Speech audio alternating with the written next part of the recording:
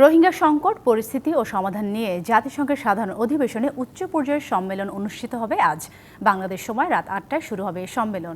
এতে অন্তত ৭৫টি দেশ ও সংস্থার প্রতিনিধির অংশগ্রহণের কথা রয়েছে। সম্মেলনে রাখাইনে গৃহযুদ্ধ, রোহিঙ্গাদের প্রত্যাবাসনের পথ নকশা সহ গুরুত্বপূর্ণ ইস্যু সামনে আসবে বলে জানিয়েছেন প্রধান উপদেষ্টার প্রেস সচিব। আর রোহিঙ্গা সংকট সমাধানে নতুন পদক্ষেপের প্রয়োজনীয়তার কথা বলছেন আন্তর্জাতিক সম্পর্ক বিশ্লেষক।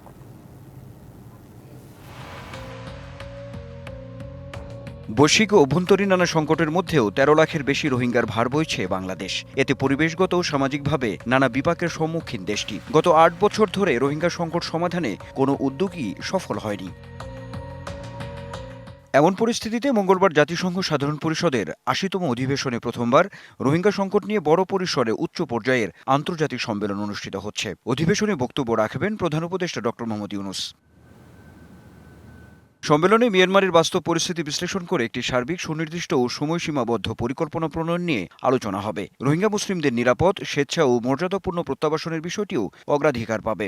রোহিঙ্গা ক্রাইসিসকে যে রিজলভ করার জন্য এবং তাদের জন্য তারা যে বাংলাদেশে মোর দেন এ মিলিয়ন রোহিঙ্গা যারা বিভিন্ন শেল্টারে আছে, ক্যাম্পে আছে, তাদের জন্য উনি ওয়ালটন এখন দেশের সীমানা পেরিয়ে পৌঁছে গিয়েছে ৫০টিরও বেশি দেশে।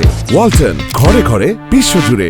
পূর্ণ সমর্থন এবং পূর্ণ সলিডারিটি জানিয়েছেন কিভাবে একটা পাথওয়ে পাওয়া যায় ওই ক্রাইসিসটাকে রেজলিউশন করার জন্য, এবং অ্যাট দ্য সেম টাইম রোহিঙ্গারা যে যারা বাংলাদেশে আছে তাদের যে ফান্ডিংয়ের ইদানিং একটা সংকোচন আমরা দেখতে পাচ্ছি, সেই ফান্ডিংটা কিভাবে বাড়ানো যায়। রোহিঙ্গা সংকট সমাধানে রাজনৈতিক সমর্থন জোরদারের পাশাপাশি নতুন পদক্ষেপের প্রতি জোর দেওয়া প্রয়োজন বলে মনে করেন বাংলাদেশের আন্তর্জাতিক সম্পর্ক বিশ্লেষকরা। দ্বিপক্ষীয় চেষ্টা করেছি, ত্রিপক্ষীয় চেষ্টা করেছি, আর একটা নতুন কাঠামো চালু করা দরকার, যেটা নিয়ে আমরা কিছুটা কাজ শুরু করেছি।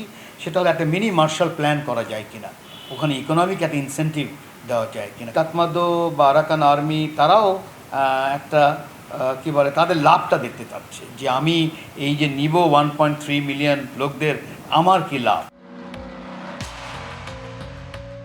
এদিকে গত ২৯শে সেপ্টেম্বর জাতিসংঘের উদ্যোগে পরিচালিত অনুসন্ধানী প্রতিবেদনে উঠে এসেছে রোহিঙ্গা মুসলমানদের ওপর জাতিগত নিধনের ভয়াবহ চিত্র। প্রতিবেদনে বলা হয়, ২০১৭ সালের আগস্টে রাখাইনে মিয়ানমার সেনাবাহিনী দমন অভিযান শুরু করলে লাখ লাখ রোহিঙ্গা ঘরবাড়ি ছেড়ে পালাতে বাধ্য হয়। এ সময় বাংলাদেশে আশ্রয়প্রার্থী রোহিঙ্গার ঢল নামে।